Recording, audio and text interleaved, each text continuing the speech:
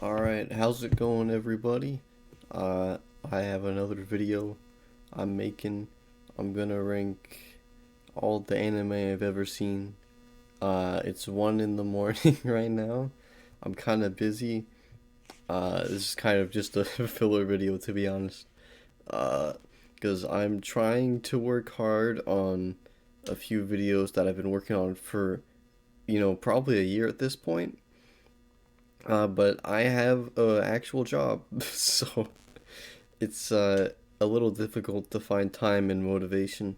But yeah, I did one of these for every video game I've ever played. But I really didn't like how that one turned out because it was a really long video, and it didn't even have every game because I saved some of the images as JPEGs and some of them as PNGs, and apparently, well, my theory is that it only took one of them because there's definitely a lot missing, and I didn't really know how to explain why I liked things very much or very well. So I'm gonna try to improve on that with this one, but I didn't want to just make it all over again. So I'm doing something new. I like it when there's uh, drawings and they move and then they speak Japanese. Alright, I'm just gonna start. I think there's 78 anime on here. This is not including different seasons or sequel movies or whatever. If a show has, different seasons, they're all gonna be encompassed by one whole thing or a sequel movie or something. It's all just gonna be one thing because that makes it easier and it makes it not so long. Alright, let's get started. 5 centimeters per second is on the very first one here.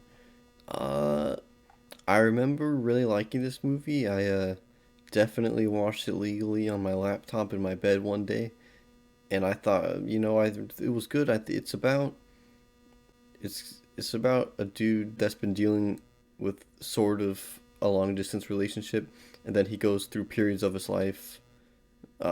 Like every time a girl has interest in him, he is either just oblivious or his head just feels nothing back because he's still waiting for the long distance relationship thing to happen. It's a Makoto Shinkai movie. He's also done Your Name, which is I think that was after 5 centimeters. But yeah, you know what?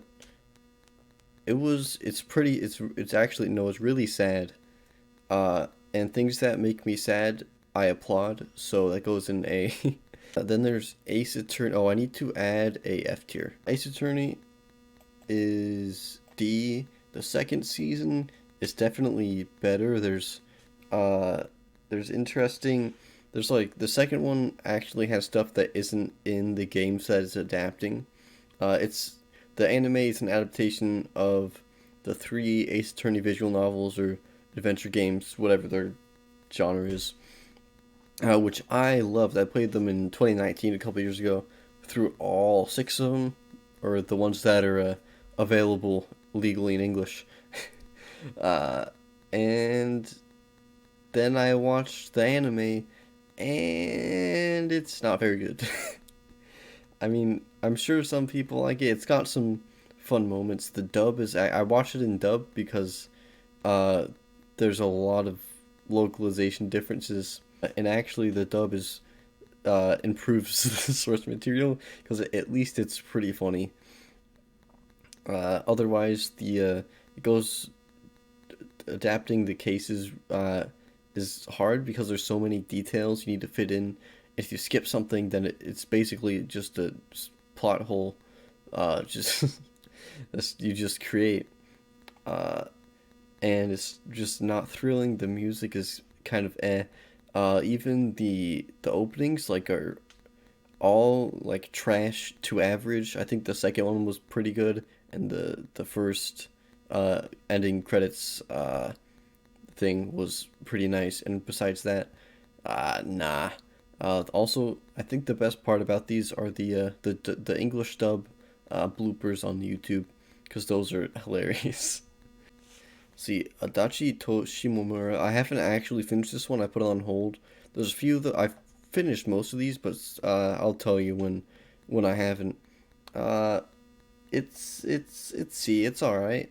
I mean, I was instantly kind of drawn to this when I saw that it. I don't know if when I saw it got announced. I saw it before it started airing, and I thought, hey, that looks cool. It's about two high school girls. Uh, I don't know what this cover picture is about. There's ping pong balls everywhere because they play ping pong after school. It looks cool though. I think I'm 4 episodes in. The fourth episode I didn't watch forever because on Funimation the subtitles just didn't load, and I'm not fluent in Japanese. So yeah, that's I need to keep watching it, but it's not bad. It's not amazing. Uh, I like the art style though, cause girls are cute. All right, Afro Samurai. That is, I really want to put it at an S. I might move it down later. I'm gonna put it up there for now. I really love Afro Samurai. Uh, there was. It's the same period that I watched 5 centimeters per second, cause it's weird. I have kind of certain anime.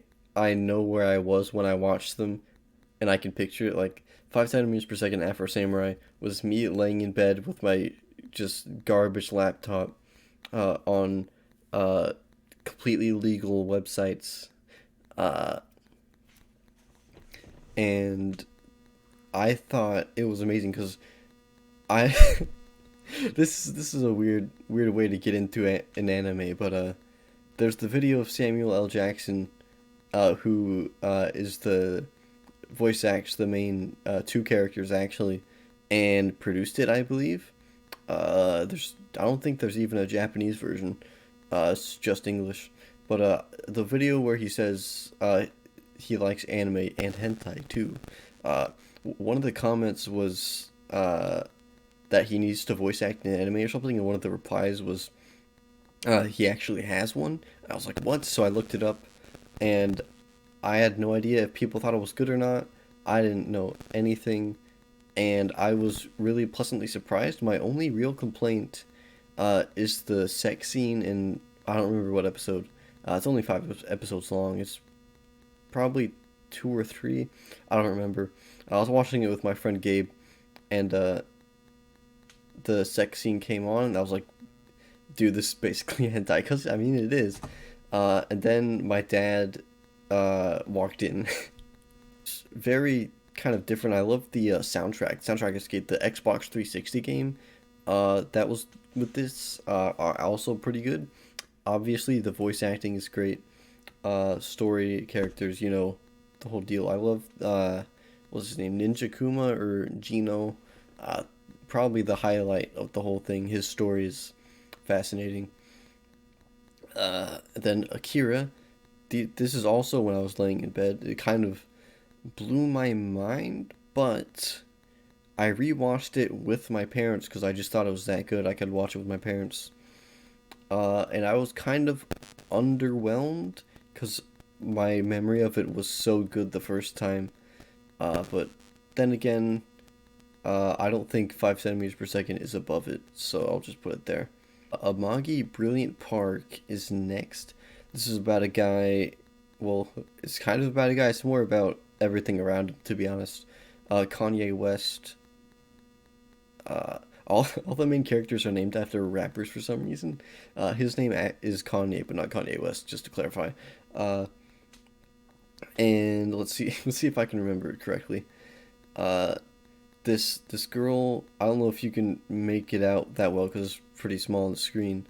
But the girl Sento, named after 50 Cent, basically holds up a rifle to his face and is like, "Come to the come to the amusement park," and he has to, with the help of a lot of magical creatures who everyone thinks are just mascots and a couple other characters, has to make sure that the park doesn't go out of business. Uh, by the end of the series, it's 13 episodes long, and he has to just kind of get it up to standards because it's like really run down and all that. And it's kind of the home or something of the magical creatures that are there. It's really entertaining. It's kind of like, I'm not gonna be like, go to my friends and be like, you should watch Amagi Brilliant Park, but it puts the biggest smile on my face.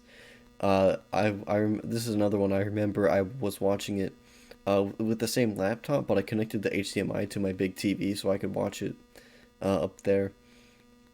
And yeah, I mean, things make me happier, but I mean, it just makes me really happy. Also, the opening theme song, dude, absolute banger. Angel Beats also an A. I mean, I would put it at an S if it was longer, because my main complaint is, yeah, it's weird. I wish we had more because, we got to the end. I was like, wait, this is the end, because it felt like we had gotten, so many characters that went deep into their backstory, and I was kind of waiting for that to happen with other characters, and then it just didn't happen. Uh, it just kind of ended. I mean, the ending is great, actually, but yeah, huh. So, Angel Beats is about this dude, he dies, and that's the end. No, I'm kidding.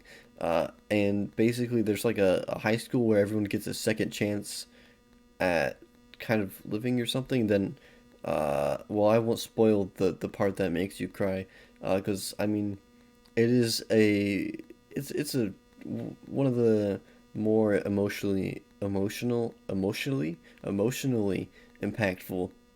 ones that's out there. It's on Netflix. As I'm speaking, it's probably gonna get taken off eventually. I think it's on Funimation as well. I definitely recommend it. It's better going in knowing less, I think.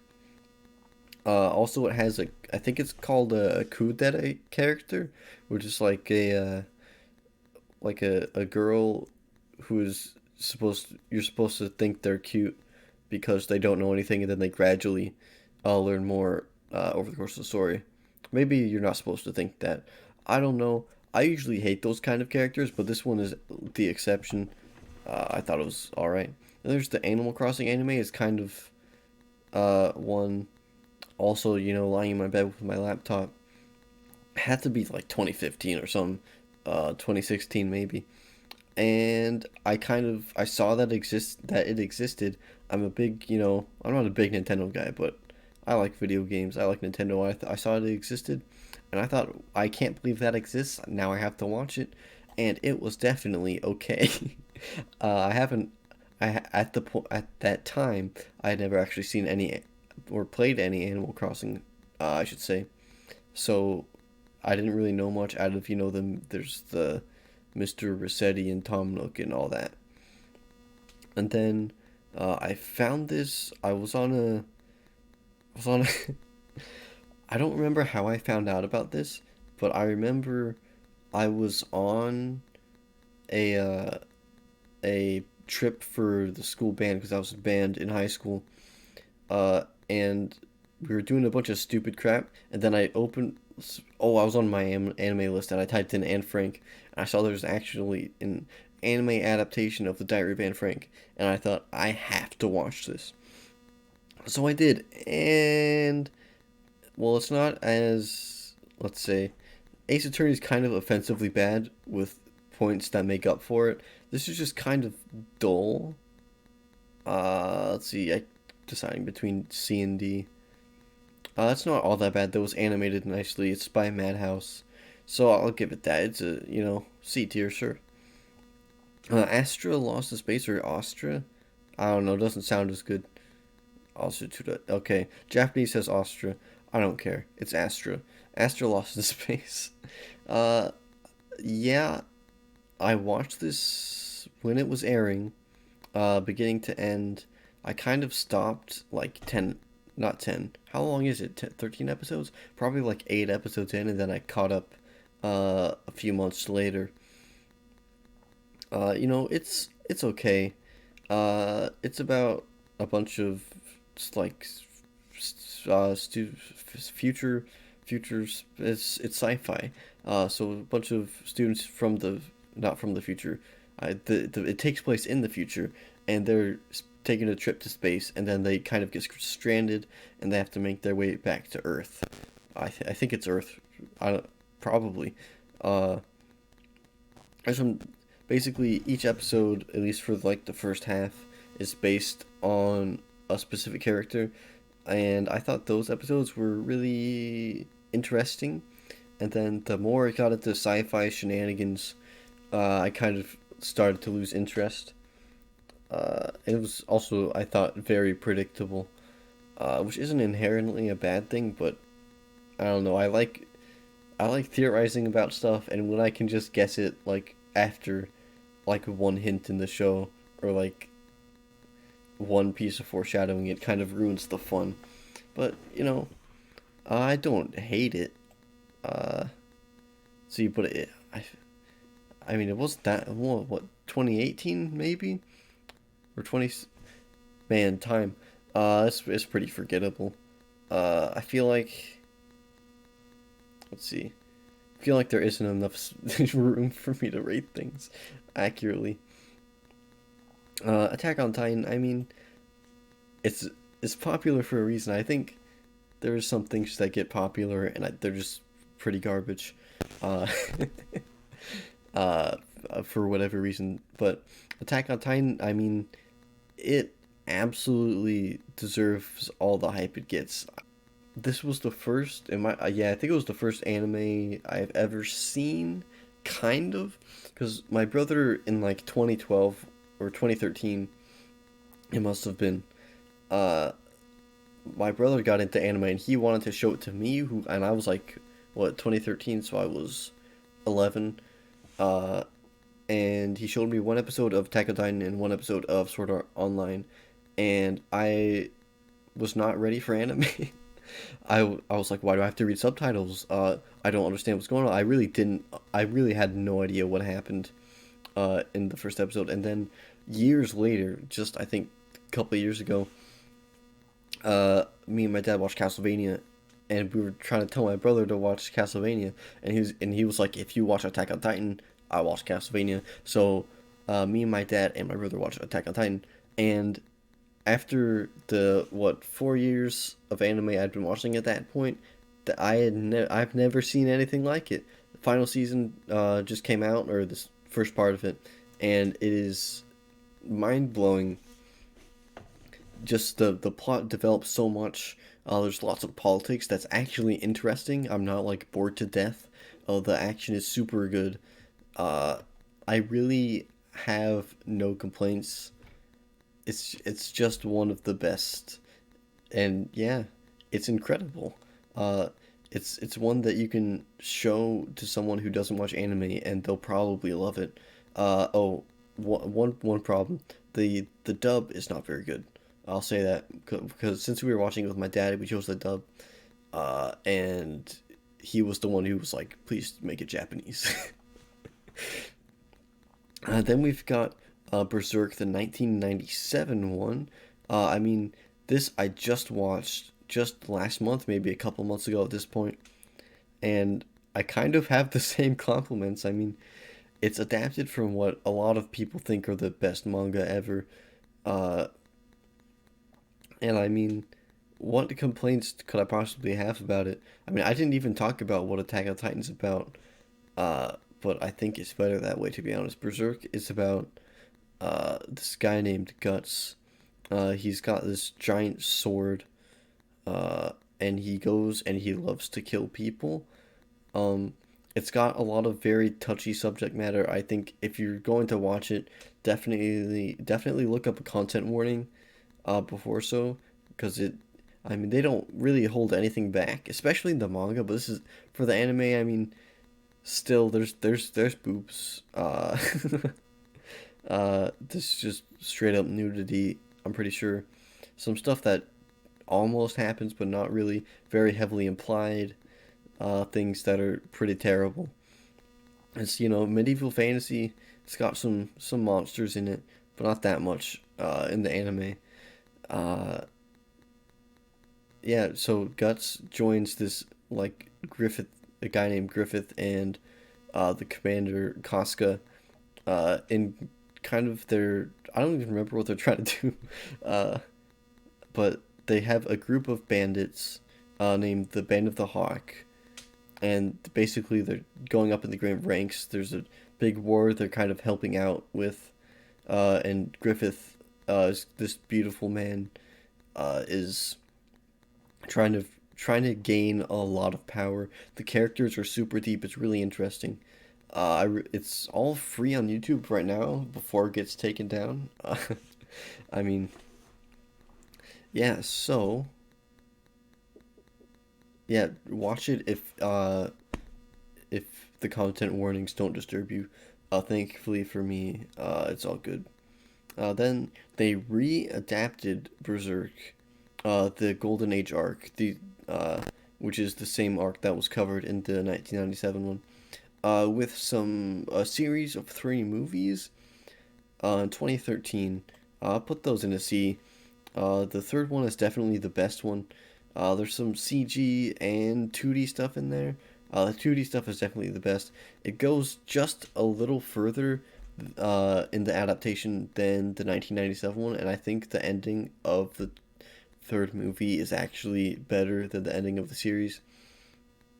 And oh, by the way, the soundtrack in both of these, especially the 1997 one, but also in 2013 by Susumu Hirasawa, legendary. I mean, that dude makes things sound like things I've never heard, and it's kind of ethereally,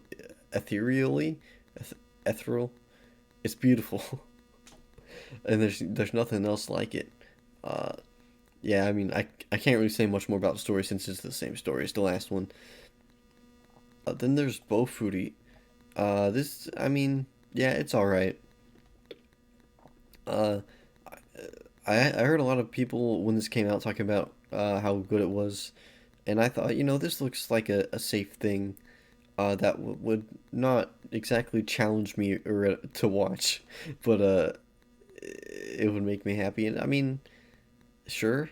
Actually, I'm gonna put this at a D. It's not exactly offensively bad, and I know a lot of people like it. It's just I don't. There's no. The characters are kind of just not really characters. Uh, and let's see. It's kind of an isekai. An isekai. I know a lot of my friends. Anyone who would be watching this is probably just one of my friends. And I know a lot of my friends don't watch anime, so I should probably explain things in normal terms. So an isekai is a kind of subgenre of anime where the main character gets like whisked off to a different world through whatever means that is. And this one is kind of that because they go into like a VR, like a future VR game, in like a MMO fantasy world, and then but the difference is they can just leave whenever they want. And the joke is that the main character, just builds a really like defensive build, so nothing can hurt her, but also she's not very powerful. And I mean, it's all right. There's not really a lot of substance, to be honest, and I was getting pretty bored. But didn't hate it. Burn the Witch, I'll put that in the same category. I mean, it looks visually really good. I really like how it looks. But I just didn't care about what was happening. I was just kind of getting through it. Cowboy Bebop, I mean, that's a classic. I watched that with both of my parents. It's differently structured than most of these. It's like in an episodic anime, which is kind of you see more in the West with cartoons, where the episodes is like something new happens each time, but then maybe sometimes it's a character piece. Sometimes it's really all about the characters in this. There isn't a really good overarching plot with kind of it's every episode goes back to the status quo, but each episode is a different thing. There's not a lot connecting each episode except for when it is explicitly that.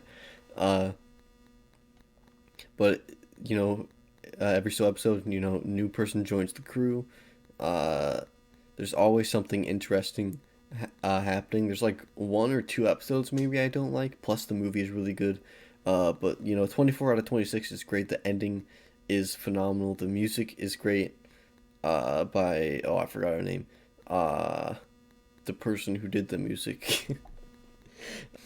So there's 2 Danganronpa things here. I was really into Danganronpa. It was such a long time ago. It feels like. what, maybe 2015, 2016. And what did, I was, no, 2016, 2017, because, I remember when V3 came out. So Danganronpa, this one just straight up sucks. It's the adaptation of the first game. It's the Ace Attorney problem, but the dub isn't funny. Then there's Danganronpa 3. I said no sequels and stuff, but this is kind of different. It's in the same franchise, so what, the first game came out, and then the second game came out, and then they kind of wrapped up both of the stories of those games with Danganronpa 3, the anime. There's also Danganronpa V3, which is the game, but it's a totally separate entity. So Danganronpa 3, you know, I'll give it a B. I remember really enjoying it. There's a lot of stuff they uh, see, especially with the endings. They just kind of pull something out of their booty hole, uh, just to make everything happy and hopeful. Uh, I'm gonna drop it down to a C. But there is a lot of interesting stuff that goes on. There's again a couple underwhelming things, but overall, I think it's a worthy uh, addition to the franchise. Then there's Death Note. That's definitely an A. I mean, I watched this with my entire family, due to my brother's request, and yeah, I mean it's good. This dude, named, what's his name? Light Yagami. He gets the Death Note. I don't know if I even had to explain it. It's a notebook. You write into it, and the person dies. You can specify how, uh, and it happens. And he really tries to use that for evil, or even though he thinks he's doing the right thing. And then people are like, no, that's bad, and try to stop him.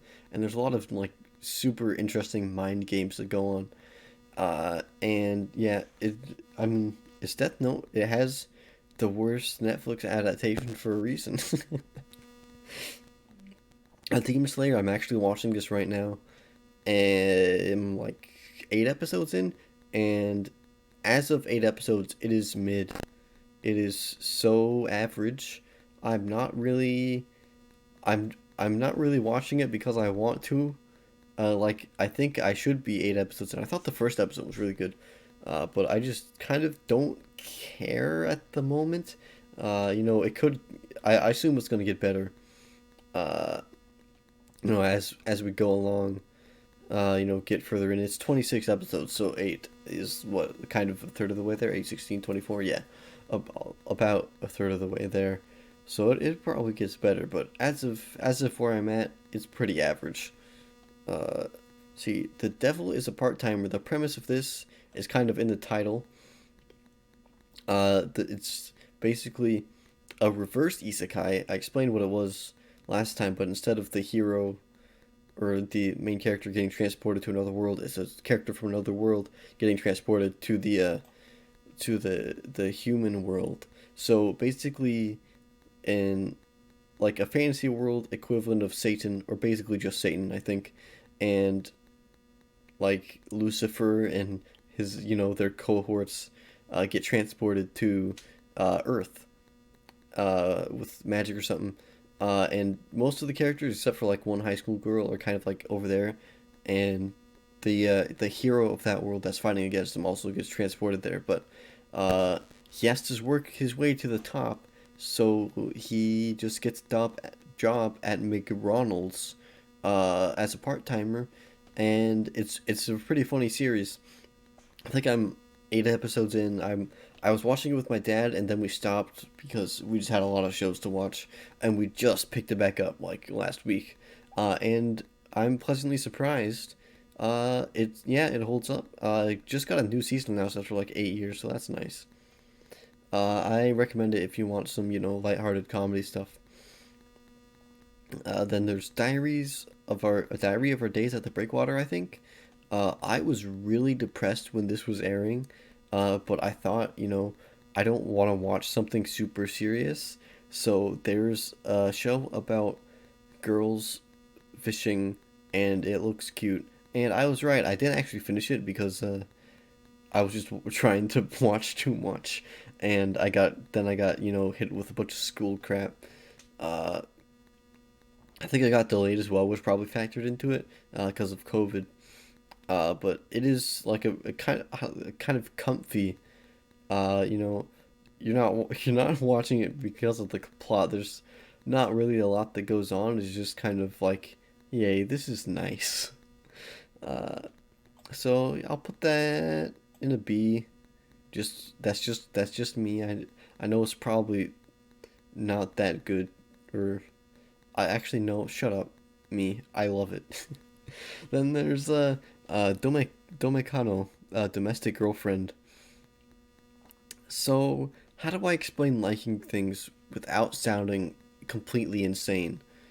Uh, Domestic girlfriend is so this dude named Natsuo.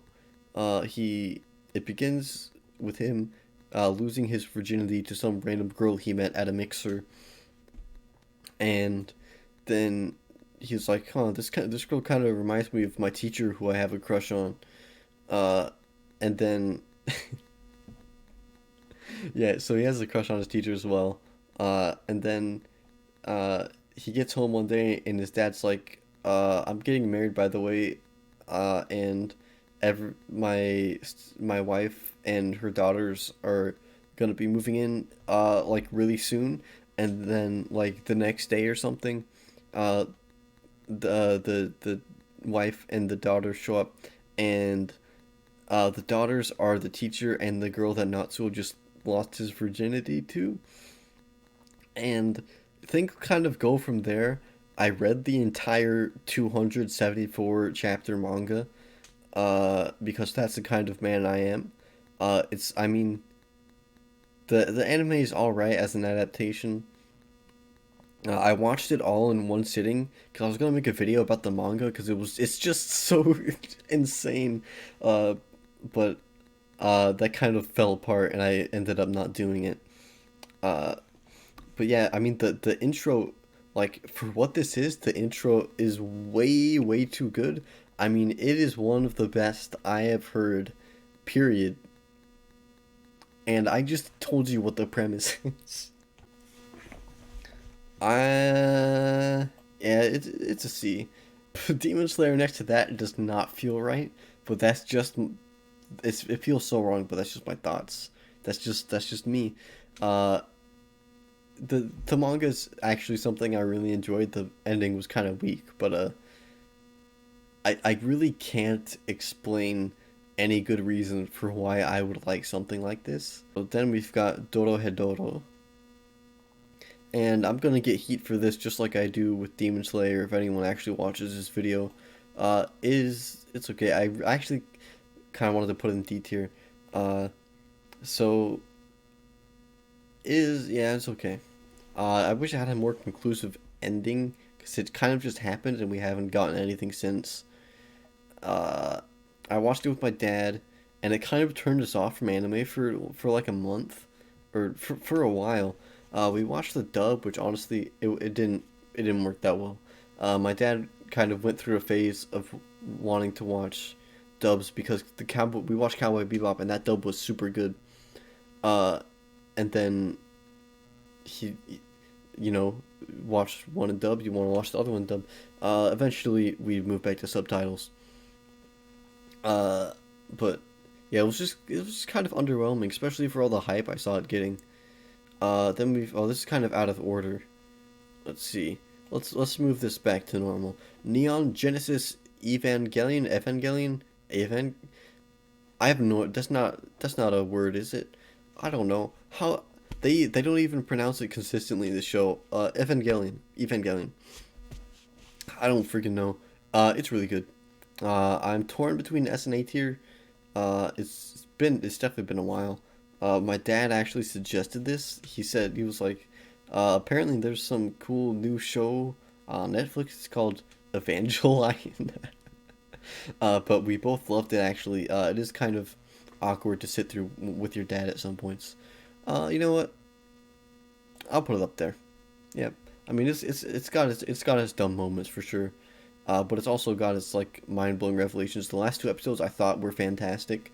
I know they get a lot of hate, but I think going into the character's psyche, and the was a lot more interesting than just robots fighting. Even though I love when some giant mechs are going all over the place punching each other, but I really love the message as well. Even though it's not project it's the message of the show is kind of like uh don't hate yourself. uh that is probably the worst way I could have described it. It's kind of like you need to learn how to love yourself, and I like that about it. But it's not like uh kind of it's not like go for it, do this. It's not like a motivational speech. It's like showing the like a really depressed main character, and how he has to deal with super high expectations and all this crap. And I think it's sad how many people hate the main character because he's depressed. I mean, of course he's going to be a wimp because he's a 14-year-old kid. He's got basically the entire weight of the world on his shoulders. If he doesn't get in a giant mech and kill giant angel monsters, pretty much, then the whole world will die. And it kind of deals with that realistically, which is super interesting.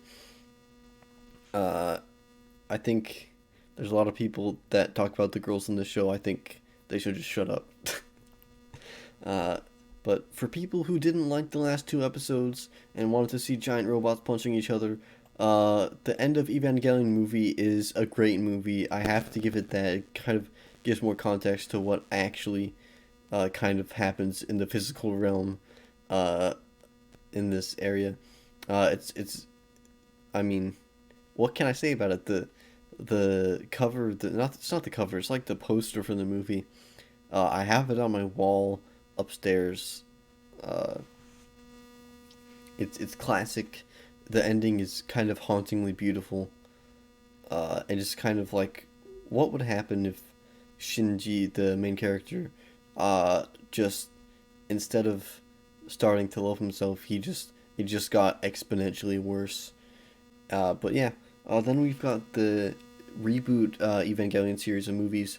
I think the fourth and final one is scheduled for America on Amazon Prime in just a few weeks. On August 13th, it's what, June 28th now. But yeah, the first one was kind of just the first few episodes of the show put again, and uh yeah, the second one I thought was definitely the best one. It's got a totally different vibe from the show because I mean, it's the same theming as the show, but like shown in a totally different way. Uh, and there's a new character and stuff. She's fine, I guess. I really don't care. That's there's some things that are obviously in there because it's an extremely profitable property. Uh, but it's kind of the opposite of the first show, but it's still really good. I mean, it's amazing. I think, especially the second one, the ending of the second one, man. And then, what I think is funny is people really like the second one, just like I do, and then hate the third one, which happens as a direct kind of consequence to what happens at the end of the second one, which is the part that people like. Uh, but no, I thought the third one was good too. I'm gonna put that in an A. Then we have our only CG one. I didn't even realize this was anime. Oh no, we have two. I didn't realize this was anime. But Final Fantasy VII Advent Children. I think it's complete edition or whatever. It's all right. I thought it was pretty good. Uh, I to be honest, when the fight scenes happen, I'm like, I played Final Fantasy VII in 2019, and then I thought it was like the original, and I thought it was so good I wanted to get all the other media that came from it because it's super popular, and they made a bunch of other stuff about it. And no, I thought it was good. Uh, you know, after only playing the first one, I thought it was kind of ridiculous how everyone was like jumping 50 feet in the air and hitting people because, you know, in the original you just kind of stand there and swing your sword. uh, and I still kind of feel like that, even though I know it should be kind of an accepted part of Final Fantasy VII at this point, especially with the remake. But you know, yeah, it's all right. The story's I enjoyed it. It wasn't super entertaining. I mean, it wasn't the story wasn't the super good part, but for being Final Fantasy VII, I really enjoyed it. Fullmetal Alchemist. Do I really have to say anything about that? I mean, I think it's the most popular, most highly rated anime ever, even past Attack on Titan.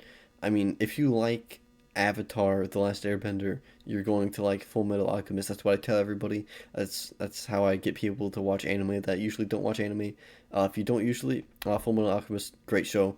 I watched the dub for this one with my parents, and it is, I'd say it's on par with Cowboy Bebop. I think the dub is incredible. Uh, and it's just a lot of fun. It's about two boys, Edward and Alphonse Elwood. They're brothers. They try to bring their mom back to life with a transmutation circle, but it backfires because they don't know what they're doing. And Ed loses his arm, and Alphonse loses his entire body, so he's now just a soul trapped in a just big hulking suit of armor.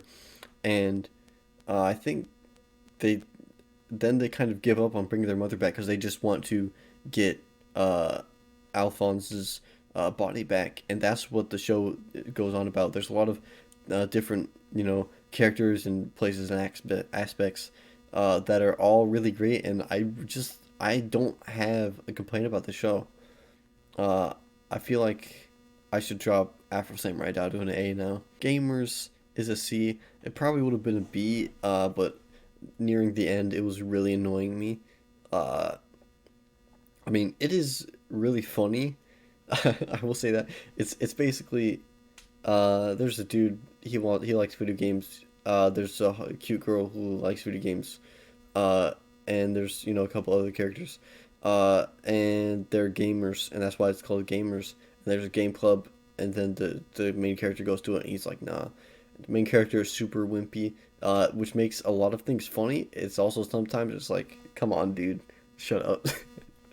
uh, there's there was another girl character besides the main love interest, who was kind of her and the main character got along at first because they both like video games, but then when they got into actual gaming opinions, they were like butting heads a lot, and I thought that was really funny. It was really entertaining until she was like, "Oh, I actually have a crush on this guy," and then, uh, but that's after something else important that happens. I got a little too far into it. Uh, I think after episode 6, it gets kind of lame. I think it's 12 or 13 episodes. Well, it doesn't get lame, but it starts to get a little annoying in some areas. But overall, I think it is a good time. I really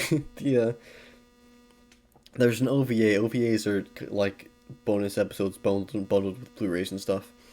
And I think the way they did that was genius, because I watched it and I was like, oh, that was fun, but that wasn't really necessary.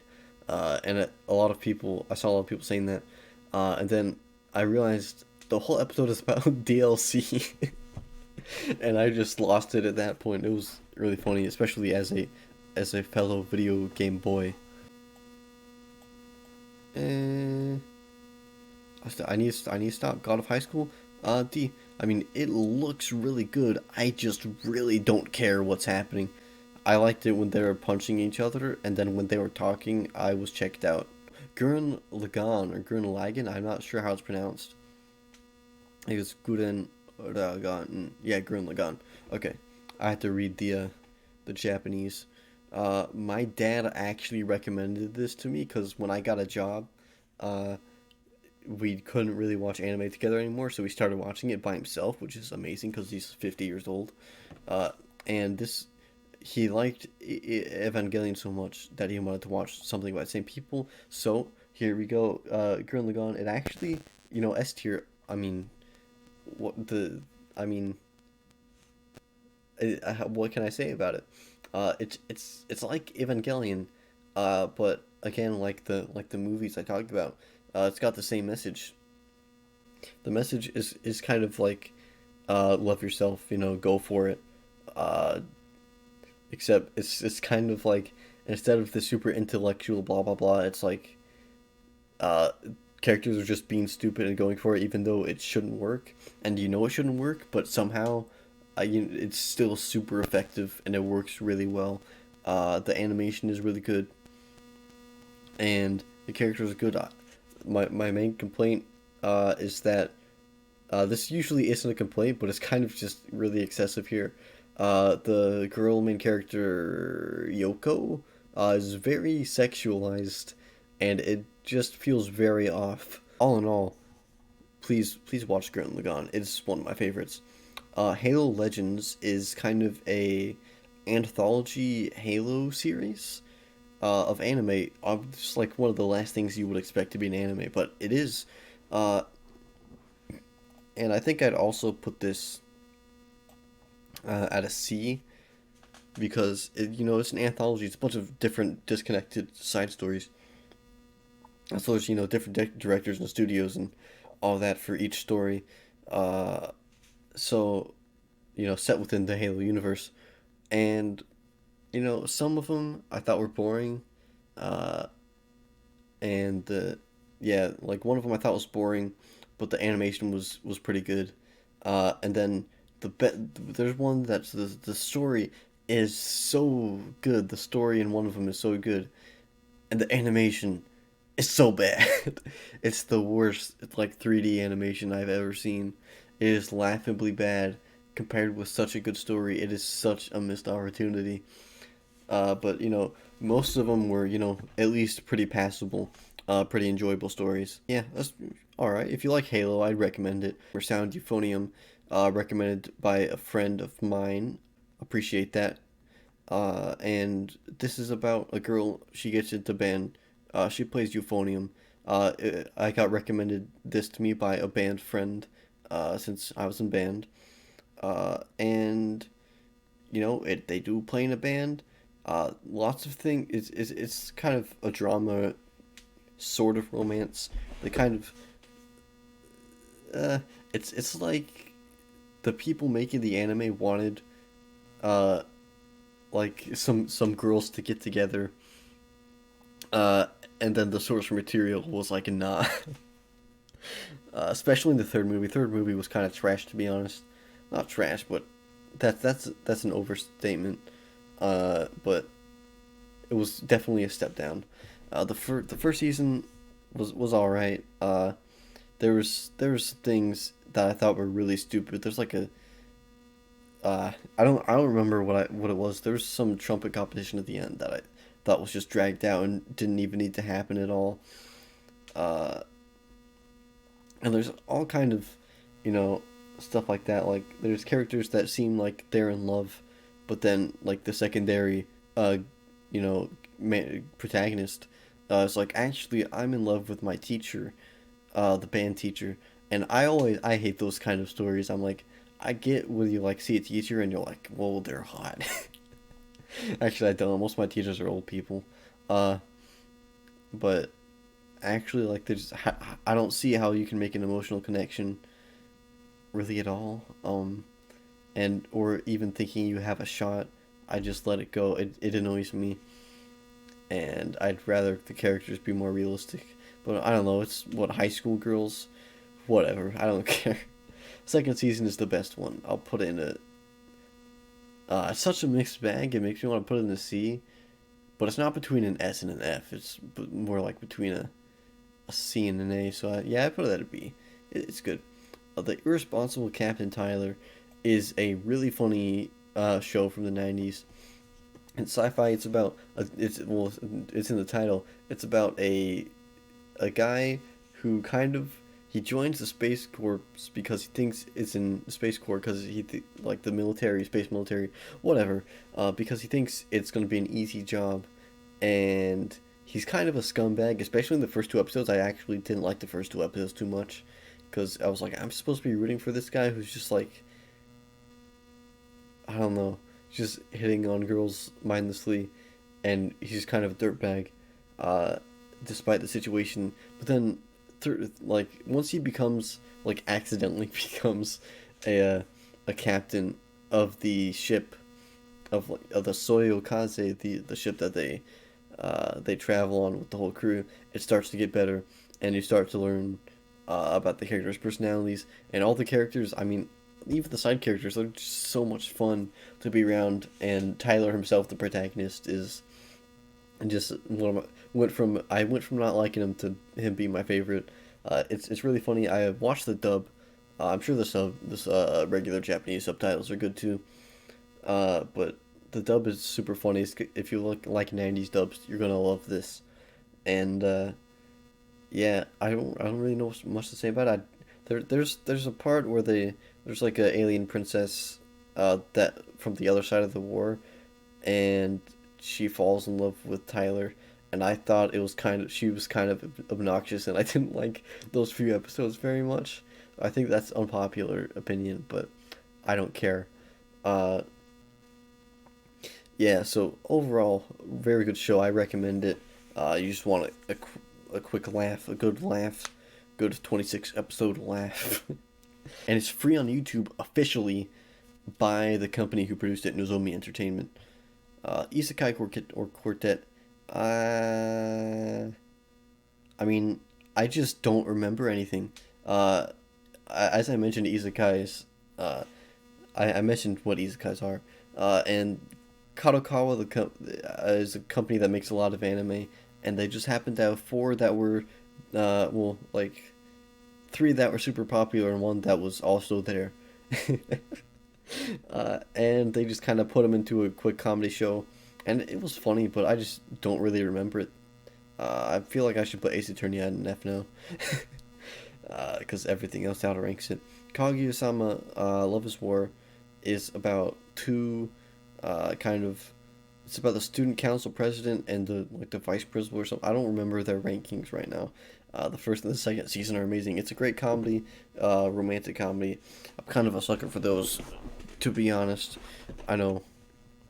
I'm, if I told my friends, I would get made fun of, and that's what I'm doing right now, and I'm gonna get made fun of. So, yeah, I mean, it's kind of, it's like a battle anime where, like, when they like kind of, there's the action scene and it's like frozen and they're like speaking like 5,000 words within like 2 slow motion seconds, but it's like super like genius like tactical stuff. It's like that, except the two, the main lead and the main guy and the main girl are kind of like doing that, but trying to not confess to each other. Like, they're trying to make sure that the other person has no idea that the other person likes them. Uh, with these like super intellectual mind games that end up just being really stupid, and it's a joy. I love it. Then we've got Miss Kobayashi's Dragon Maid, and it was okay. Uh, I mean, the same thing I said about Bofuri, it's the same with this show. I just kind of, it's inoffensive unless you hate giant boobs. Um, it was fine. I watched it. It happened. I didn't hate it, but I don't really have any strong opinions whatsoever. Konosuba, another a comedy, not romantic this time, at least not yet.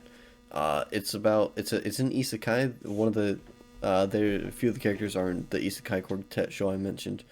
Uh, and basically, the trope, like, there's different kinds of isekai, but the main thing that happens is that, often is that a guy or a girl, whoever, like, gets in some accident and or something like that, and they die and get reincarnated into like a fantasy world, usually like an MMORPG video game, multiplayer extravaganza.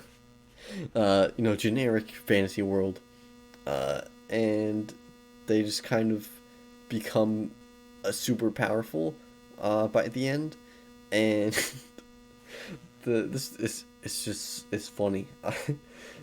At the beginning of this one, it shows like you think that's gonna happen. The main character Kazuma, he is just as usual with these kind of shows. He's like stays in his room all the time, plays video games, total loser. And then one day, he sees a truck careening towards a girl on the road, and he pushes her out of the way to save her. Then getting himself what seems to be hit by the truck or car, whatever. And then it shows him he's like reincarnated, and there's a goddess there, and she's then reveals to him that he in fact did not die saving a girl from her life. She would have been fine if he had not done that, but then it ended up being a tractor that he got in front of, and the tractor didn't even hit him. He just got so scared of the situation that he peed his pants and died of a heart attack or something. And his family was laughing over his dead body because they thought it was hilarious.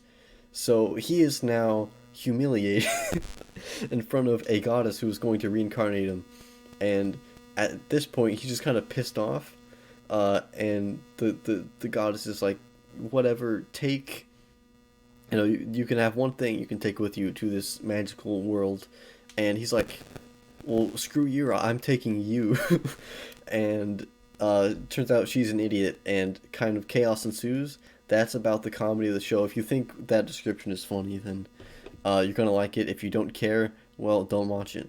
Liz and the Bluebird. Actually, I didn't think of this, but this should go with Hibiki Euphonium.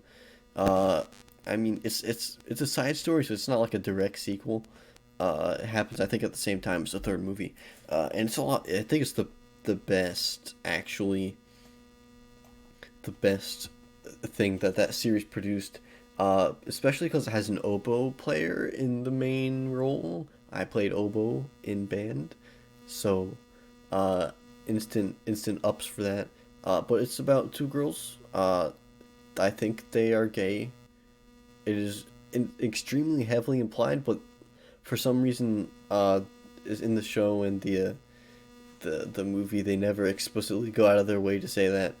But because I don't, well, there's a lot of homophobic people in Japan, and they probably just don't want to set them off or something. So I mean, if you really wanted to, you could see it as like really good friends. But no, I mean, they're like, it's like 99%. They're gay. And it's a beautiful story about their relationship. Lupin the First. This is the only Lupin, or not Lupin, it should be Lupin. I'm stupid. But this is the only Lupin thing I've seen.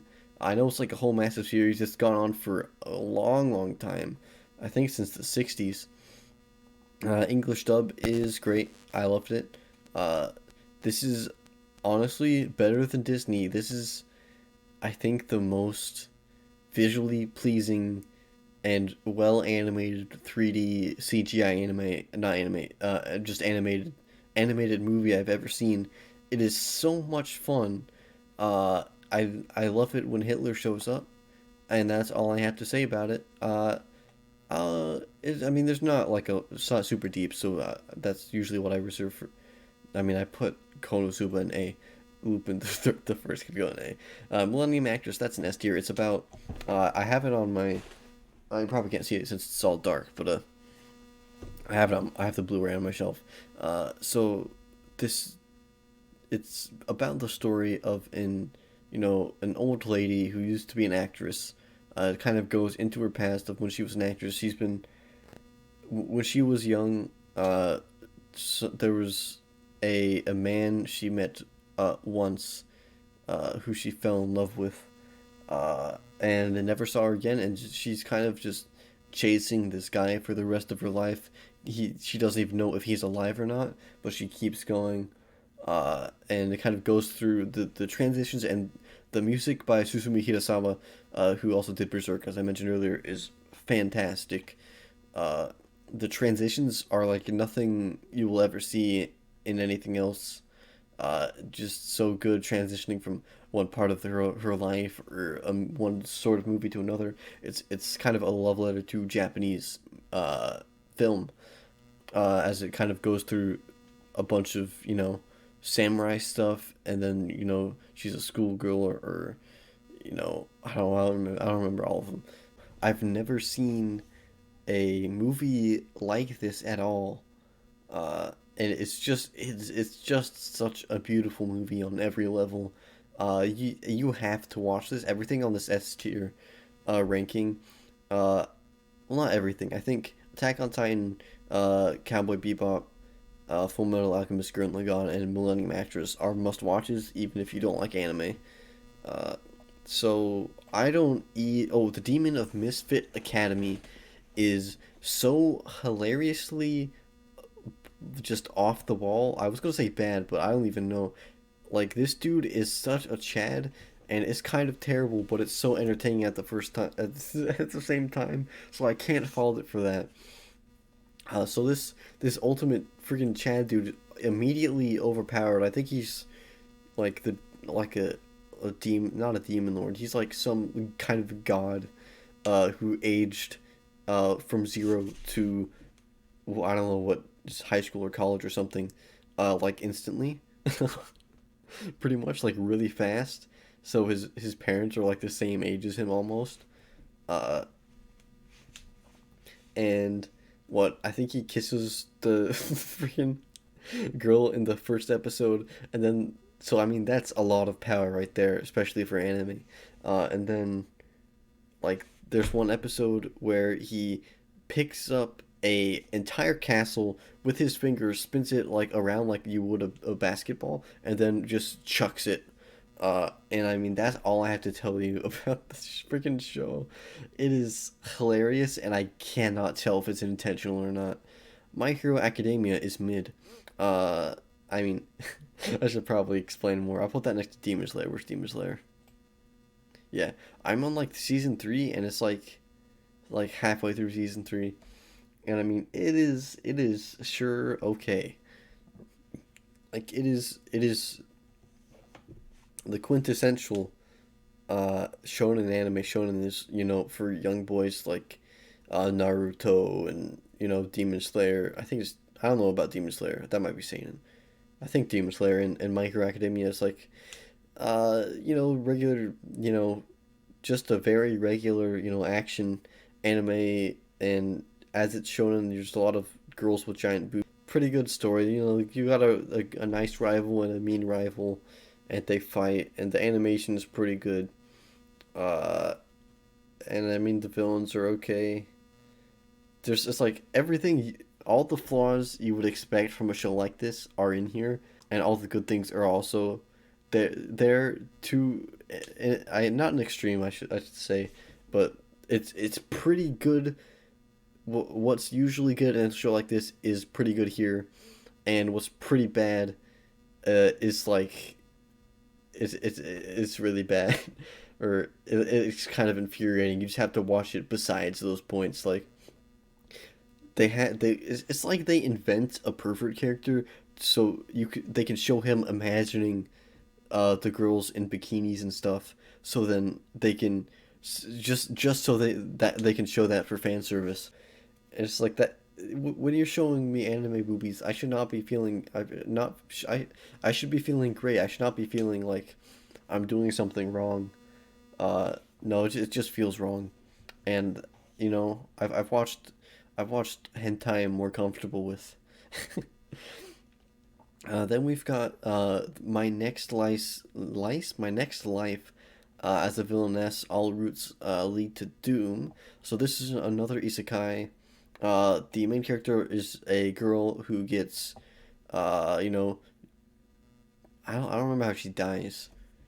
I think her friend dies actually, or one of them.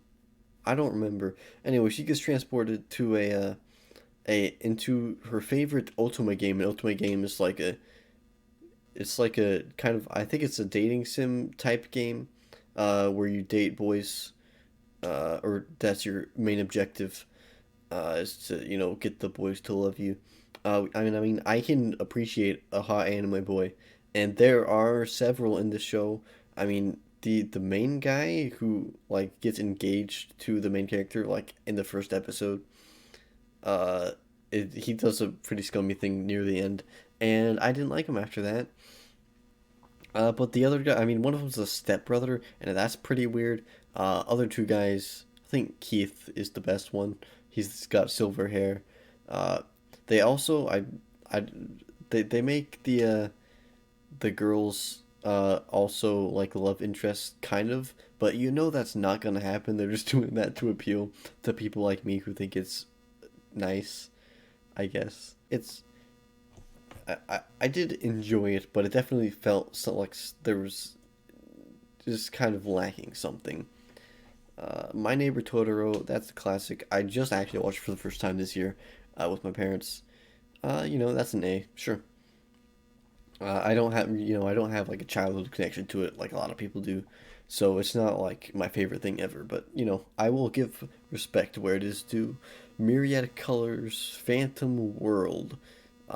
That's I don't even remember this. I watched this I think in 2016 while it was airing. This was the first anime I watched, from beginning to end while it was airing, and that's not exactly where when I started. I think I started like 2014 or 2015 watching anime seriously, like after besides growing up watching Pokemon and stuff. So kind of like everything that came out was like the best thing ever. But in retrospect, this wasn't very good. uh, I like the girl with the actually I like all the yeah, the girls are pretty cute. But that's that's pretty common in anime. It's just not it's not a big deal. Ichira Naide, Nagatoro-san, or Don't Toy With Me, just Miss Nagatoro. This is the kind of show that I would die if someone found out that I watched, because the premise, basically, super loser, dude. Actually, he's pretty cool. It seems like the trashiest show ever. You'd read the synopsis and be like, that's just porn. Uh, or it seems like it would be, but no, it's actually pretty wholesome to be honest. It's about so this dude, Senpai, I don't think he has a real name, or at least it hasn't been revealed yet. He draws manga and like it's got some, let's say, fantasies in it, some not so family friendly things that he's imagining. And Nagatoro and her friends, the girl in the front in the title, go and are like, bro, what? And they kind of make fun of him. They're pretty harsh in the beginning, but then as it goes on, you could tell like there's something more than that, and they start to hang out more, and it gets by the end. It's, I mean, this is not, from the first episode. It's not the kind of thing you would expect to be wholesome, but I mean it really is, and I really enjoyed it. Naruto, nah, man. I mean, they were on a bridge for like 5 episodes, and I did not know. I mean, you want me to watch 200 more episodes of that? Sure. No, I don't want to. Obviously, I haven't finished it yet. Monthly Girls Nozaki-kun. That's another B tier comedy rom com. So another manga type thing actually. This the main character is a girl, and she is in love with the some dude named, don't remember. Is it Nozaki Kun? Probably. But she goes and confesses her love to him. I think in the first episode, and he mistakes it for her wanting to become his manga editor. So instead of clearing it up, the girl just kind of goes along with it. And yeah, it's pretty funny. It puts a smile on my face. It's kind of like Amagi Brilliant Park, uh, where it's. I mean, Amagi Brilliant Park actually has some, you know, drama and like you feel like there's stakes. Not so much in this show. It's just kind of it's fun to be fun, and it is. Odd Taxi. Maybe this is recency bias. The show just ended. I watched it all in one day, which I mean, I can barely even my favorite shows. I can barely watch like 3 episodes in a day. I can do like two max. But so 13 episodes in one day. I had the day off, and I just watched all of it. I was like, yeah, this. People have been talking about this. Maybe I'll give it a shot. And man, it is so good. It's so well written. It's a mystery show. It's the main character. It's a taxi driver. He's a walrus. It does have animal characters, and honestly, I mean, people are like, "Oh, you're a furry. You watch some with animal characters. Shut up. You watch freaking Space Jam or whatever." Uh, I mean, it's what do I say? How do I say something without spoiling it? Cause just actually go into it blind, please, and or at least like look up type Odd Taxi, into YouTube and click on any of the videos, and then you will be convinced. Also the opening is great. I listened to it. I'm listening to music in my headphones, and when I started, it was the first thing that was on. But no, it's just a fantastic mystery, and I think mysteries are better when you just know nothing about it. Uh, but yeah, the I mean, it's just so good, and I feel like I should not be the one explaining it to you because I mean, there's so much in there's it's so intricate, and I feel like if I just made a generalization about it, it would do it a disservice. Now One Punch Man. That's an A for the first season alone. Second season I thought was also good, but just the if you go like there's like I don't know there was a long time in between first and second seasons, and like my parents who I watched it with, didn't notice the difference, but if you go from one to the other, it's definitely noticeable. But I think the source material is still really good. It's really funny, uh, and there's legitimate drama and great action moments in it. And yeah, I do think the second season was noticeably worse in animation quality and art quality, but you know it's still I love it, so it's good. My teen romantic comedy snafu or Otakairu. Uh, at, I mean, it is. I don't know if it is objectively an S tier, but it is like the most important one to me. This was the second, but not counting Pokemon I watched when I watched it as a kid. It's the second anime that I watched, and it ended. There was like I waited 5 years for the final season, and what I wanted to happen, I knew wasn't going to happen from the first episode, and I waited what 7 years total for this to end, and as I expected, what I wanted to happen didn't happen. It was actually the opposite of that. And the fact that it did not go my way, and I still think it's an S tier anime, kind of goes to show what I think about it. I mean, it is.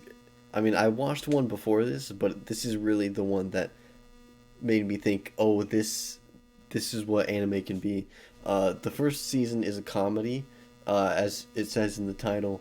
It's pretty funny, but the second and third are more kind of drama focused, which really fit a lot better, and it has a new animation style and stuff. What really makes the show is the characters, especially the protagonist, Hikagaya Hachiman. The just the way, like the really cynical way he looks at things is just super interesting, and he's unfortunately kind of relatable character. And as it says in the title, it's a rom com. And if you don't like those, I kind of if you were to watch one romantic comedy anime, uh, watch this one. Uh, I mean, it is in high school, so I might turn you off a bit. Since I just got out of high school, if I rewatch it, you know, it might be worse to me as an adult. I'm not sure, but there is just some beautiful scenes in the show, especially in season two. Uh, I cannot recommend it enough. And there's bias. Obviously, this is my list. I can put whatever I want. Some things are gonna be biased and some aren't. But this is just my opinion, so whatever. Oresuki is another. It's a harem. Harem is a genre I don't know how to defend liking. It's kind of I guess it's a guilty pleasure. Harem, I don't know if I even have to explain it. You've got a main character, whether it be a girl or a guy. Usually, harem is the guy protagonist, and then uh, when it's a girl, it's a reverse harem, even though it's the same thing. They're surrounded by a bunch of love interests. What I like about this one, usually you've got this like pushover main character, and like you have in gamers. But this one, the main character is an asshole.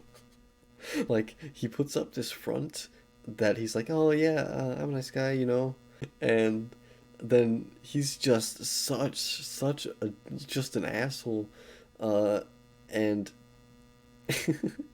it's just hilarious. Like, he says something nice, and then it cuts to him like his inner thoughts, just like saying, like, man, this bitch. It's just a hilarious type of comedy to put into this scenario. Uh, the main love interest is an actual stalker, so I mean, this is the kind of show that you have to know what you're getting into. Uh, in the show, at the beginning, the main bit which really got me laughing was there's this girl who sits I don't remember his name. He sits the dude down on a bench, and she's like saying all these things that suggest that she's going to like ask him out, and then she actually asks, he's like, I have a crush on your best friend, can you help me out? And then that was pretty funny the first time, and then each girl will keep saying it to him. So this is not it's like he's the side character in a harem anime. And I mean, if you're a fan of the genre, or if you've seen a lot, you're gonna get enjoyment out of this. If you're like a normal person who doesn't watch anime, you're gonna think this is the worst piece of garbage you've ever seen. Yeah, Overlord, I'm gonna put that in an A. It would have been an S before a few weeks ago. A few weeks ago, I was in a mood to rewatch it. For some reason, I usually don't rewatch stuff, but I just felt like it, and to put a new spin on things, I decided to watch the English dub this time around, and I mean, it's not bad, but it is definitely like this time around. I just it's not as good as I remember it. Maybe it's because it's just the first season, and I remember all three, or I feel like the first season, the first four episodes just don't really pick up that much steam. And I think it really starts to get good in the second arc, which is a little far in, like the episode 5, and then is when it kind of starts to get interesting. And then like a few more episodes down the line is when I really started to get into it. When the big twist of that arc happens, I guess, and it gets super dark. It is the comedy is it's kind of, sometimes it's super funny, and sometimes it's just kind of awkward. Like I can't watch this with my dad. Kind of awkward. Like they're saying a bunch of stuff that I would have thought was funny when I was 13. And like a bunch of sexual crap. And I was just kind of face palming half the time. But no, some of it is great. Like, it's another isekai. It's a part of the isekai quartet. This dude gets trapped. I think he dies. That's usually what happens. No, he doesn't die. He doesn't die.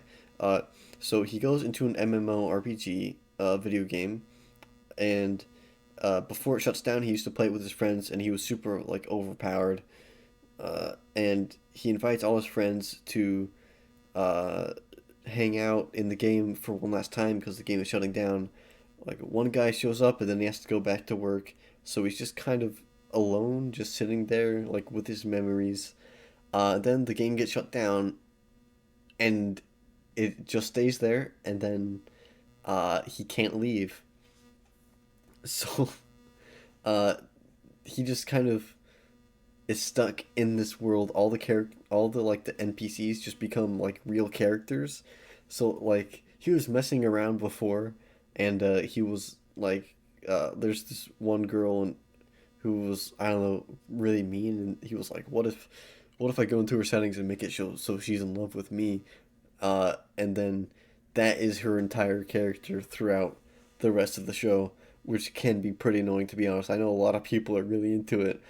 Believe me, I've seen people, but uh, yeah, I mean the concept of that is funny.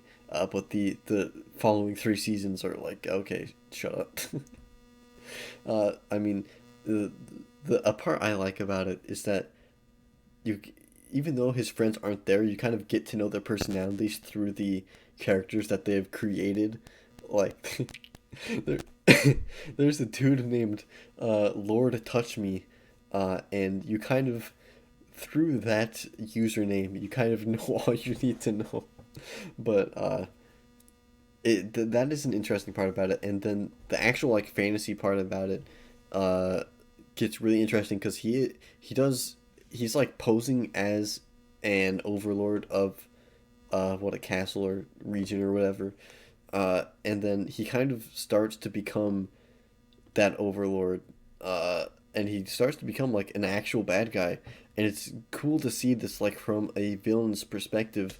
Really, the people he fights, obviously, the main character is doing like really bad stuff, like generally, but like he's like, like kill a bunch of people, but then there's characters, the villains, like the actual antagonists of the story, just do so messed up crap, just to even like to five people, and you really want them dead. They do a great job of making you really hate the antagonists, and you want them dead, and it delivers like brutality. Uh, so on that front, I haven't got that far on the rewatch, but on that front, I mean, it is great. I really like the second season. Third season isn't as good, but the CGI in the third season, ooh, that's awful. The production costs definitely dropped in the second and third seasons. But no, I still definitely recommend it if you are into anime. Paprika, it's the same director as Millennium Actress, Satoshi Kon, my favorite director. I can't believe I forgot to mention that. It's an A. It's got more of like the amazing like mind bending transitions. It's a definitely a unique way to tell a story. It's kind of it's Inception before Inception happened, but in an animated form, pretty much. There's a lot of going into dreams, which makes there's a bunch of crazy visual stuff. Same composer with the great music. Uh, just it's kind of, I don't know. I wasn't as attached to the characters in story in this one, but I really liked looking at it. And there was, I mean, the story was good. There was, you know, lots of different aspects to it, and I really liked one aspect, and the rest were just kind of okay. So when it all came together, I was like, well, there's one really good part and like three decent. But no, it is still a really good movie. Perfect Blue, again, same director, Satoshi Kon. Uh, and I mean, I think this was his first work, and it is amazing. It's a psychological horror or thriller, and it's about an idol, or a former idol. She used to be an idol, and she announces her retirement. Uh, it's really like a commentary on the whole Japanese, idol scene, which is really like, coming from a Western perspective. Like the whole idol scene seems really unhealthy and just kind of messed up. Uh, to just create like a persona of someone you're not, then you have to live like kind of as that person, and then the fans just go crazy. I mean, it is the idol. There's some idol fans is just so unhealthy to like. People think simping is bad. Just look up, watch this movie and like look up like idol fans. Man, you see K-pop fans. It's like that but worse. Uh, and I mean, I guess some K-pop fans are like that because I don't know much about K-pop. I think those are idols too. I mean, if you do one impure thing, your career is over as an idol, and then everyone hates you and you can't get another job. I mean, it's terrible. It's terrible stuff. And it's really about this. I mean, it's a psychological thriller horror thing. It is a great. You don't know what's real and what's not. What's going on inside the character's head, or she gets an acting role at some point. You don't know. Is this part of the show or is this part of what's really happening? There's a couple people who are just trying to ruin her life. There's a fan. There's some other people. I won't spoil it. Who are just want her to be an idol again, when she's trying to like distance herself from that, because she hated the lifestyle, and it's horrific. Really, there's like there's like you see stuff in movies and anime and I guess books and video games and all that stuff, and it's like wow that was a terrible thing that just happened, like that seems like it would be really bad, but when a traumatic event happens in this, like you're like wow this is terrible, this like I can feel how traumatic this would be, uh, and they really make you feel that you if you like I don't care if you don't like anime. Like if you like anime, watch this movie. If you don't like it and you like horror, watch this movie. It is so good. And then we've got, let's see, Pokemon Diamond and Pearl. This is the one I grew up watching. On cable television. That's nostalgia. I'm gonna put it in an A just because I remember good. I don't really remember anything about it though. Then there's the original Pokemon series. I don't know why I put these separately. I rented the DVDs off this from Netflix and I watched the whole thing. And I also have great nostalgia for that. The dub, I mean, the 4Kids dub. I mean, it's infamous, but it's hilarious. Oh, I didn't mean to move that. Uh, and we've got also Pokemon The Origin. This is a more faithful adaptation of the original Pokemon not Fire Red, Red and Blue and Green and Yellow games. The original Pokemon games, since the original anime wasn't actually. It's like set in the same type of world, but with like different character and doesn't exactly follow the same thing. It's 13 episodes instead of like 200. It's got Red and what's his name? Is it Blue? I always forget because sometimes he's green and sometimes he's blue, but it's got Red and Blue as the main characters. Instead of Ash and Gary. So if you like Pokemon, like the actual games, give it a watch. I remember it being good, but that's all I remember about it. Princess Connect Redive. This is based on a mobile gacha game. And I think it has the same director as Konosuba. It is also, I mean, that is definitely a very me opinion, to put it in an A. It's pretty funny. It's also pretty comfy. I mean, uh, it's not an isekai. It's just a straight up fantasy, uh, and I mean, there's not like a giant strung together plot with super intricate. No, it's just like stuff happens each episode, and it makes me happy. The characters go on different little adventures. Uh, there is a big epic conclusion or whatever at the end. Uh, but really, I just thought it was fun seeing the characters live their day to day lives and run into different fun characters. Uh, there's not really an amazing premise for this. I mean, the main dude joins. Oh, oh, oh, oh. So sure there's three cute girls. Actually, one of them's a lolly. I don't think I can say that. She's my least favorite anyway. But the main character uh, barely speaks at all, which is a massive upside because he just makes these little noises. And he's like, and like gives a thumbs up. I don't know if he even says a word in the entire series. And it is adorable. It is the cutest thing I've ever seen from an anime boy. I love it. He's super. I think he's overpowered, but I mean, who cares? I'm not watching this for the drama. I'm just watching it because it's, I don't know, it's kind of just cute shenanigans for fun, and it's really funny too. Especially the first episode really hooked me. Uh, from the same comedy style as Konosuba. Uh, yeah, I mean, I just really enjoyed it. I wouldn't suggest it for someone who doesn't watch anime, but I mean, I've been watching anime for 6, 7 years, so I'm cool with it. A certain scientific railgun. I think I'm like halfway through, like 14 out of 26 episodes or something. Uh, this is the only one where I just think this is not for me. Like, it is like there's quality there. I do enjoy it to an extent, and I just feel like if I was a 13-year-old girl, I would like it a lot more than I do. Uh, it's really something I don't say a lot because I feel like I can enjoy anything.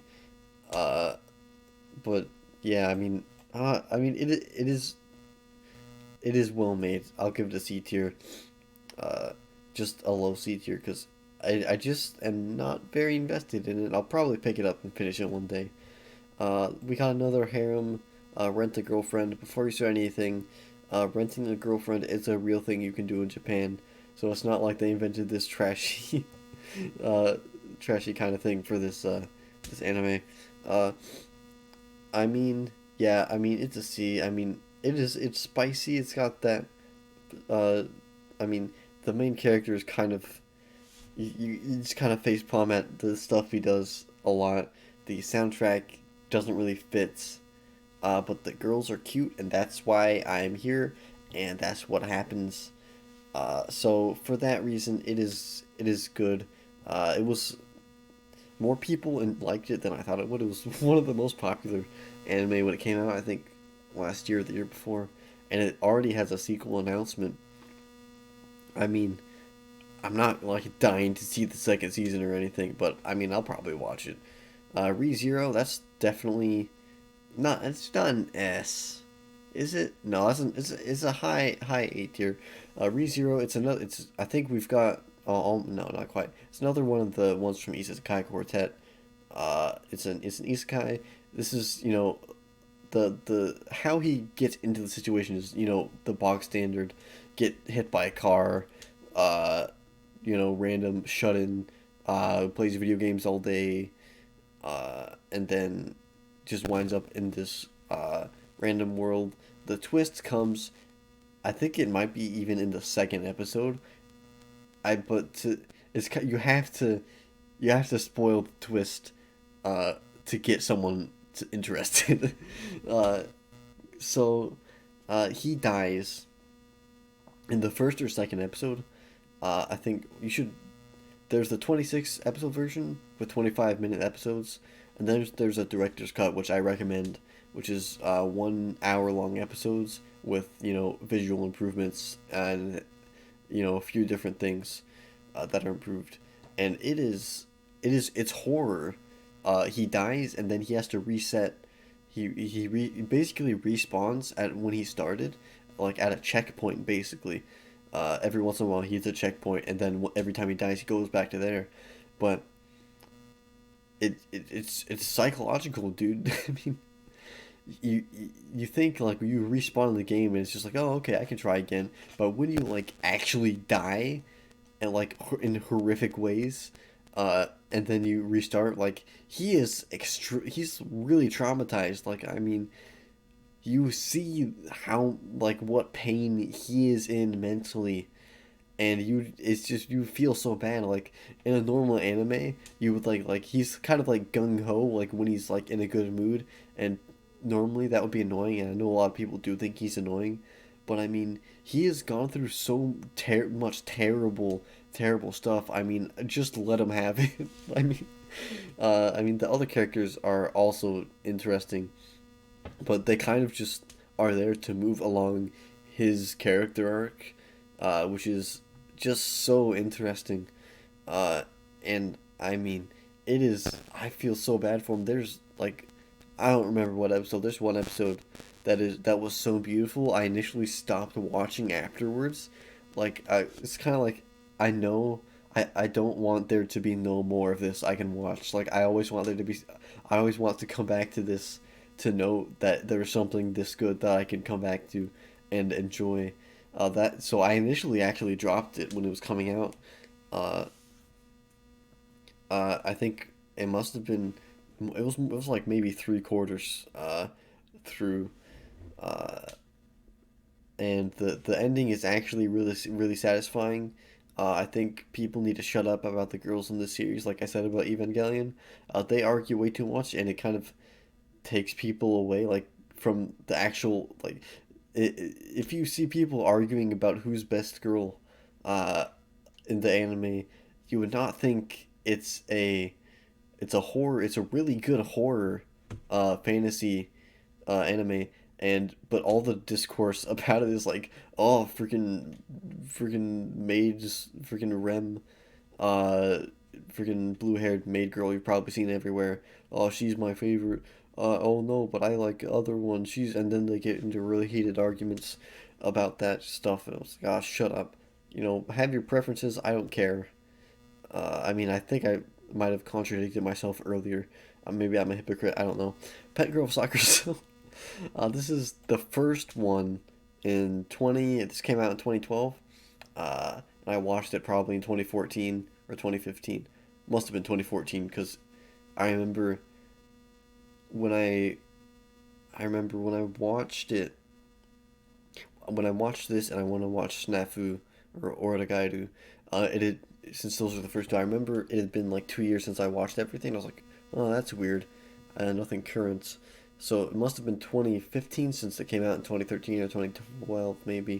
2014, 2015. Anyways, yeah, this is the first one I ever watched. I'm actually not going to put it in an S tier because it just reminds me of myself when I was, how old was I, like 12, 13? And it just makes me cringe so hard.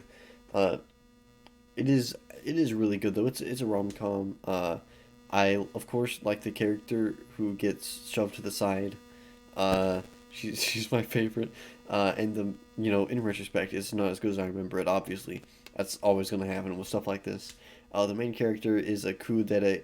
As I explained with Angel Beats, a character who is just stupid, just mindless.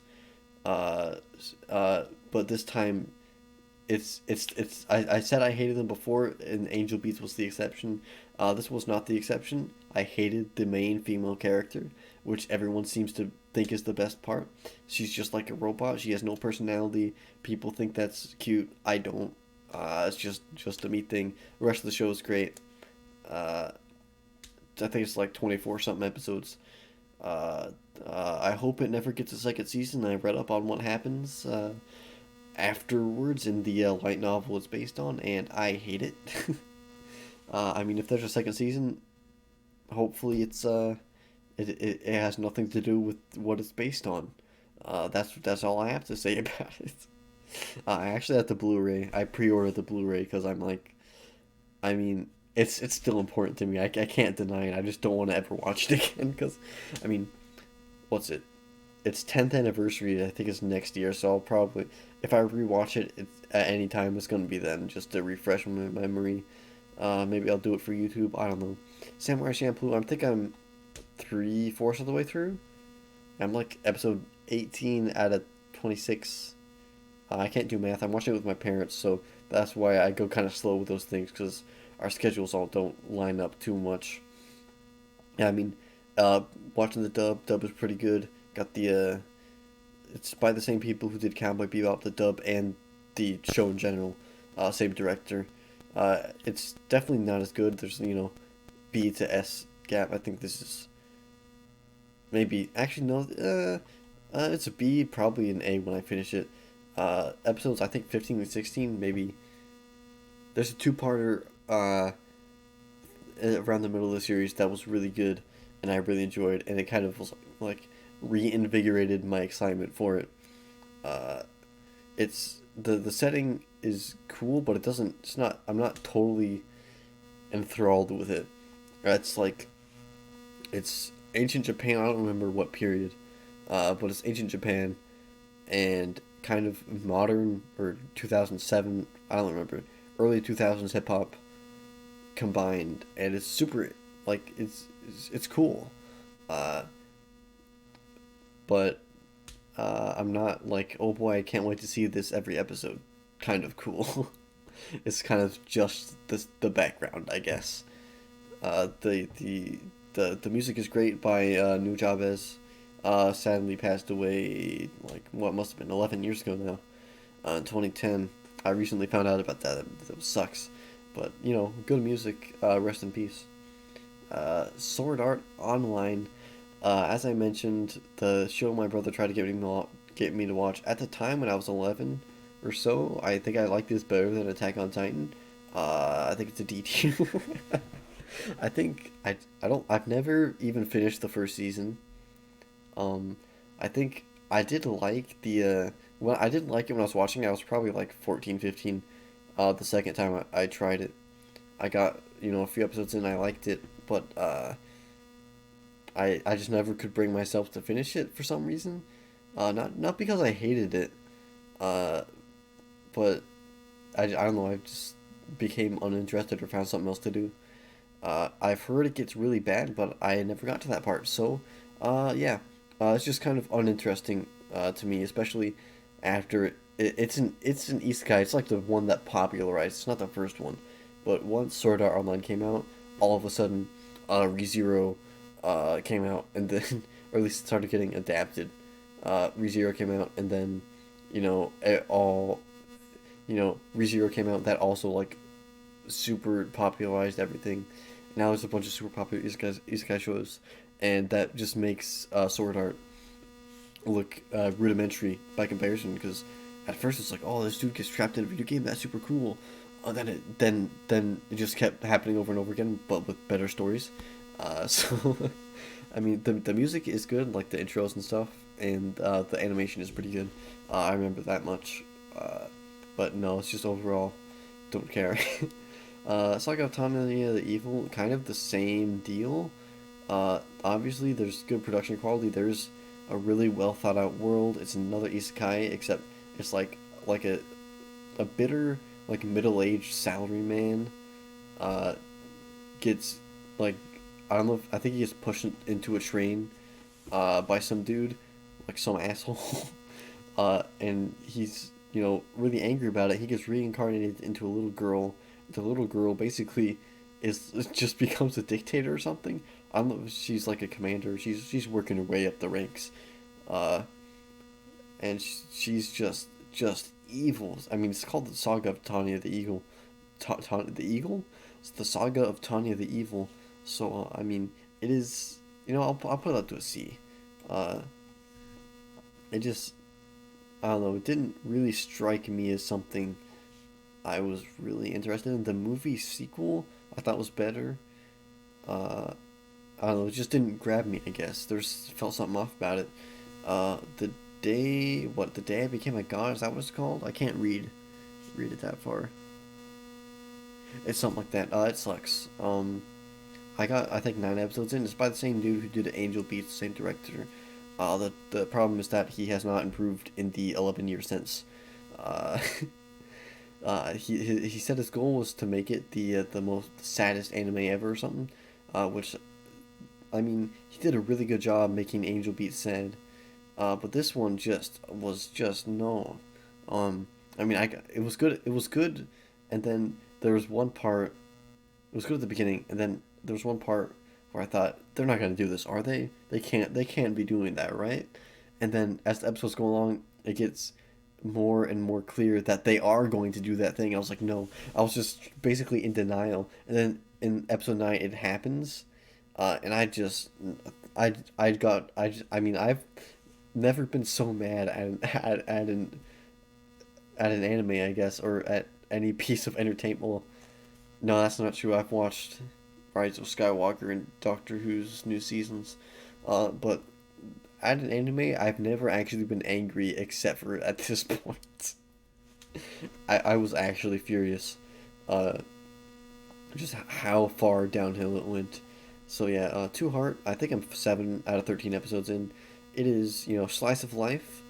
You know, high school people, romance based on porn, except it's not in the adaptation. Yeah, it's. I mean, it's average, but it's like fun. It's comfortable. Uh, it's. I mean, it's 90s too, which is kind of nice. It's just kind of a chill time. It's not like extremely. Let's see.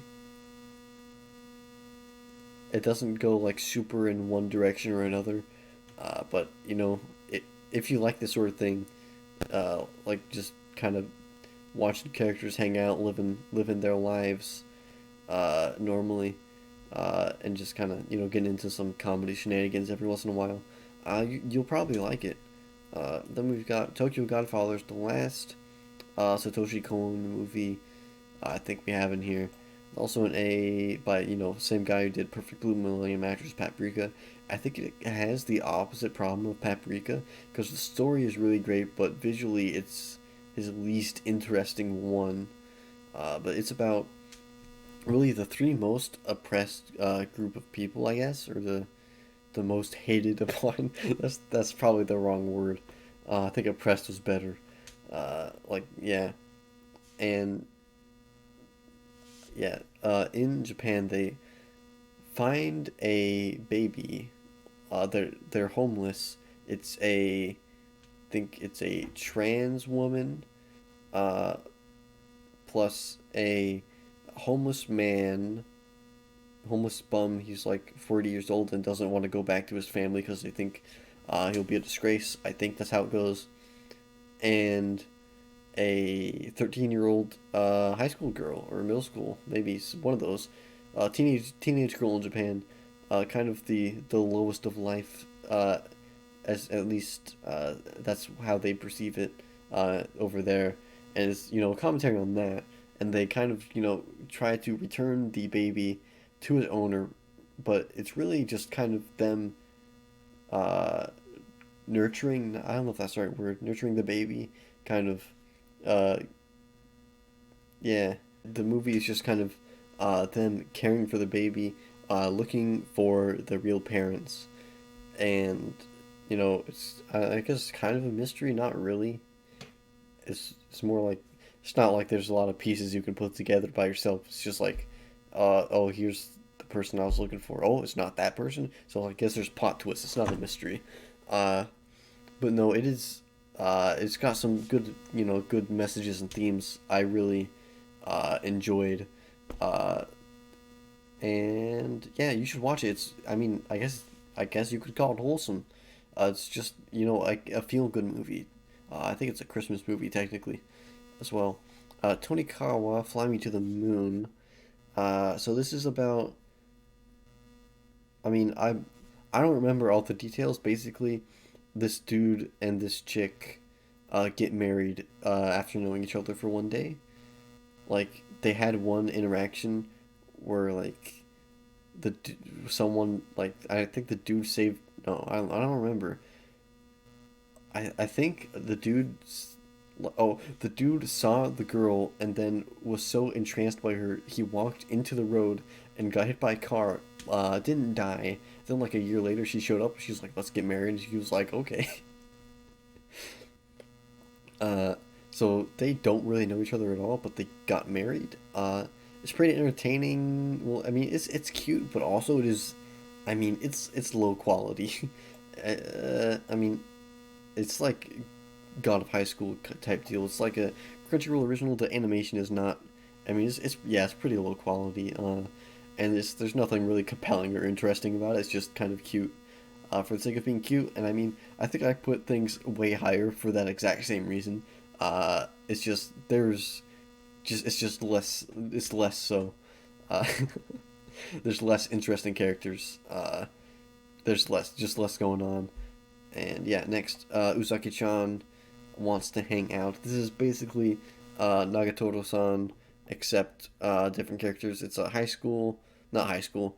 Nagatoro wasn't high school. It's college. It's a college girl named Uzaki who annoys the main dude who's like buff and actually attractive. So that makes sense. But it's like an endearing type way. Like it's like teasing, more so. And it's cute. There's scenes that look like oops, fell on my boobie, those type scenes. But I enjoyed it. I'll put it up there. You can see the type B is the B category is like things I enjoy, but I don't want to admit that I enjoy. Violet Evergarden is an S tier. It made me cry. I think I can never tell because I watched it in the dark on my phone in my room, uh, at like full brightness. So it was also my eyes watering because my eyes hurt from looking at the screen. But I'm pretty sure a few tears were rolling down my eyes. It also made my mom cry because I got the limited edition Blu-ray. Because I mean I liked it that much. It comes with a cool art book and all that stuff. Uh, made my mom cry a lot. That's what my dad told me because I watched it when I was at work. The movie is also great. Uh, yeah. Well, the first movie was great. There's a second movie that is supposed to be a conclusion. It came out last year, but not in America. I'm still waiting for that. Not still haven't been spoiled somehow. But no, it's great. It's about Violet Evergarden, the girl. She was basically used like as a military weapon. She's got metal arms and stuff because the war has just ended, and she is now becoming a auto memory doll, which is like a Ghost Rider kind of. She, her job is to convey other people's feelings in a letter and then send it to the person they want. I mean, like a letter, obviously. That was kind of redundant. But I mean, she's kind of at the beginning emotionless, like those other girls I was talking about. Except, I mean, this is another exception. I mean, she she wants, I think, her general or something. I don't remember what position he had, but this dude she fought with, I'm pretty sure it was a general, uh, who kind of raced her. Told her I love you. I'm not sure if it was romantic or just like a mother daughter type thing because she's 14, but she was 18 in the source. So which is which, I don't know. Um, so she's trying to figure out what that means because she's kind of like emotionless, doesn't know that much about people's feelings. So getting into this job, she wants to know more about people's feelings, what I love you means, and she kind of learns more and more through the episodes. And it's super like every episode is really emotional, especially starting with episode 3 and onwards. There's one episode which is just kind of odd, and I mean it's episodic like Cowboy Bebop pretty much, but it does move along and reach its conclusion, uh, where I don't know. She reveals that she's 14, and it's like, wait, what? You don't look 14. You look like at least 18, like an adult. And then the story's like she's like, I don't think age matters in a relationship, and it's like, but I mean, it's just like, I watched it and I was like, is that just, are they just trying to justify pedophilia right now? Like, am I just totally reading that wrong? But I don't know. That episode was I felt really weird about that one. The rest of the series is just incredible though. Just emotional roller coaster. Every episode. I mean, I would not be surprised if someone cried. From every episode 3 onwards. If you don't like anime, again, most of the one is an S tier. Uh, it's especially Violet Evergarden. I, I like if someone were to tell me that anime is just silly, people punching each other and yelling, I would tell them, go watch Violet Evergarden. It will make you cry. It will make you. I thought I heard someone say my name because I was being too loud, but I think that was something else. But yeah, it will make you kind of appreciate the art, make you understand like, oh, this is actually something that can be taken more seriously. Uh, and yeah, I mean that might be my highest recommendation on here if you haven't. if you're not that into it, or you don't like, you think it's just stupid. Uh, yeah, it's on Netflix. It's a Netflix original technically. I mean, does it wasn't actually produced by Netflix. They just kind of have the rights to it. Kyoto Animation, who sadly got their studio burnt down afterwards. Uh, they're back now though. Uh, yeah, that was a terrible arson attack. I don't want to, I don't want to be sad. Anyway, here's some trash. Um, do you like your mom and her multi-target attacks? I think I remember that entire name. This I watched this at the same time. I think this and Diary of a Days at the Breakwater were at the same time. Actually, maybe not. I just watched them at the same place. Uh, but no, I was. This was another one. I was when it's the same situation. I should say. I was super depressed. I was not in a good place, and I really wanted something inoffensive that I'm like. I know this is trash, basically, but I know that I can watch it, and it'll make me happy for a decent time without me having to watch something where I have to really get invested and that kind of thing. This gets a lot of hate. People think it has incest in it for some reason. That's not true at all. Just because it has a hot milf in it, does not mean the son wants they want to bang. That's a weird misconception I keep seeing.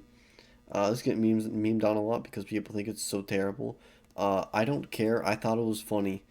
Especially there's some blonde character comes in like the second half, and she made things way better. Like before she came in, I was like, this is kind of like funny garbage.